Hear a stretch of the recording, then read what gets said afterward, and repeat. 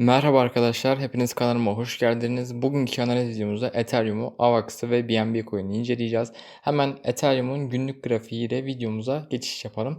Şimdi karşınızda Ethereum'un günlük grafiği var. 2021 yılının Ocak ayından gelen bir trendimiz var.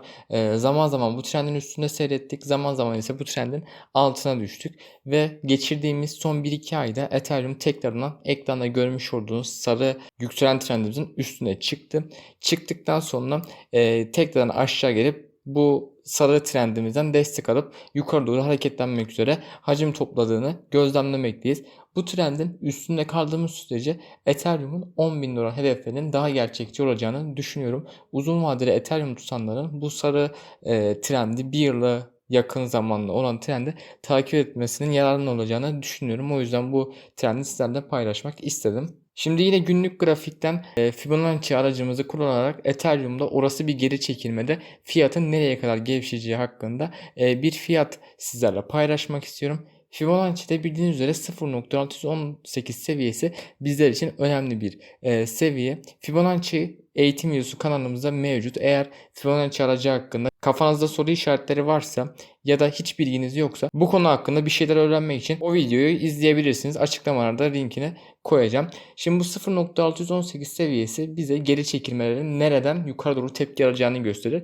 Fibonacci aracını Ethereum'a uyguladığımızda ise bu seviye yaklaşık olarak 3500-3600 dolar seviyelerini bizlere göstermekte. Ekranda olduğunuz sarı çizgimizde çekilebileceği seviyeyi sizlere belirttim. Şimdi ise Ethereum'u yükselen tepe ve yükselen dip bazlı incelemek istiyorum. Öncelikle Ethereum'da yükselişlerin devam edebilmesi için ekranda görmüş olduğunuz beyaz çizginin yani 4300 dolar seviyesi üstünde günlük kapanışlar görmemiz lazım. Fakat bu seviyenin üstünde günlük kapanışlar gelmezse ve fiyatımız aşağı yönlü hareket edip ekranda görmüş olduğunuz turuncu çizginin yani 3950 dolar seviyesi altına günlük kapanışlar gelirse fiyatımızda aşağı yönlü bir trendin başlayacağını sizlere söyleyebilirim. Peki bu trend başlarsa orası fiyat hareketlerimiz nasıl olur? Şimdi ekranda 3950 dolar seviyesi altındaki iki destek seviyesini daha belirttim. Öncelikle 3950 dolar seviyesi altında günlük kapanış gerçekleşirse göstermiş olduğum mavi ok şeklinde aşağı seviyede bulunan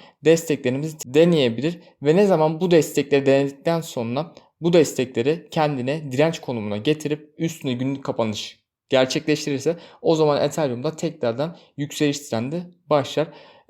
3600 dolar seviyesi ise bizim az önce Fibonacci'den göstermiş olduğumuz geri çekilme seviyesi. Eğer fiyatımız olanın da altına bir günlük kapanış gerçekleşirse bundan sonraki desteğimizin 3300 dolar seviyeleri olacağını düşünüyorum. Fiyatımızın buradan sonra olası bir dönüşünde ise kırmamız gereken ilk tepemiz 3950 dolar seviyesi olacaktır.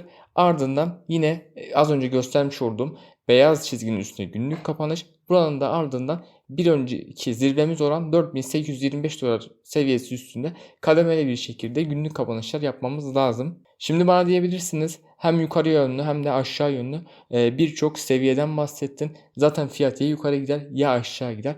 Buradaki mevzu fiyatın nereye gideceğinden ziyade günlük kapanışları takip ederek kendimize en azından bir yol çizerekten olası durumlarda nasıl işlemler yapacağımızdır. Siz de eğer bu olaya bu şekilde yaklaşırsanız en azından kar edemeseniz de zararınızı minimum seviyeye indirebilirsiniz. Şimdi AVAX Coin'e geçiş yaparım.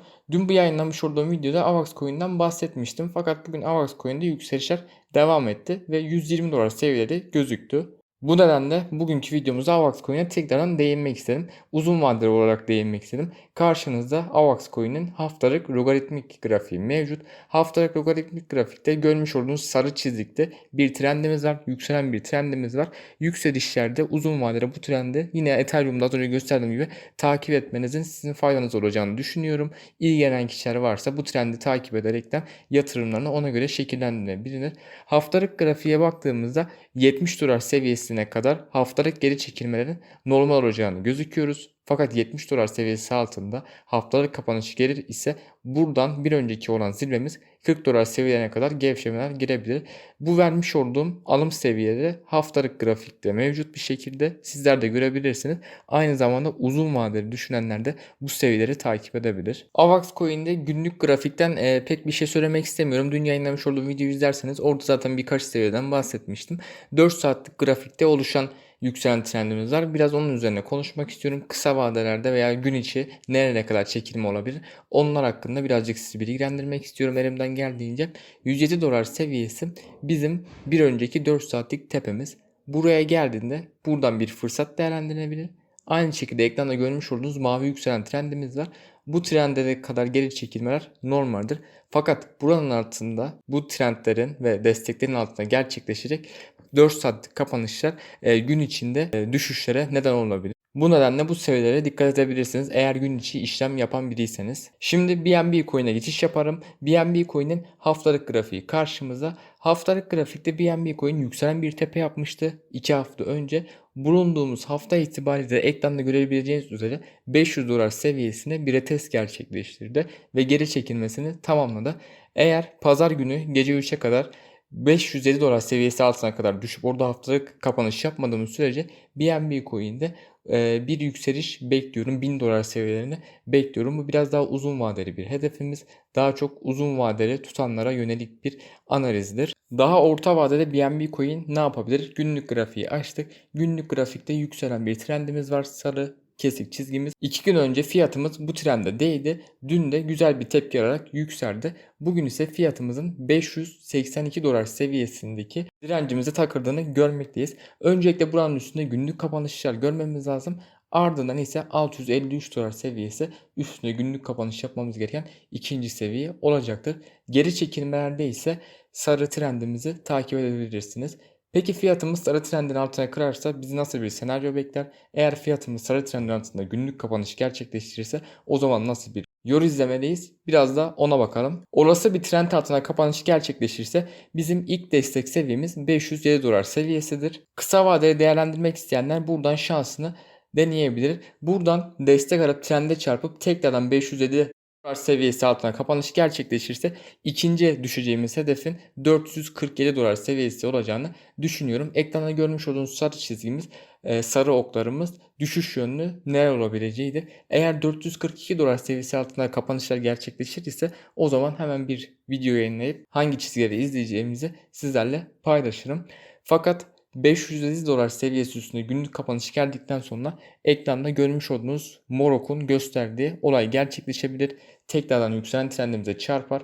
Oradan aşağı yönlü bir tepki alıp yükselen trendimize altından takip ederek yükselişine devam edebilir. BNB Coin'lere söylemek istediklerim bu kadardı. Beni izlediğiniz için teşekkür ederim. Herkese bol kazançlar dilerim. Hoşçakalın.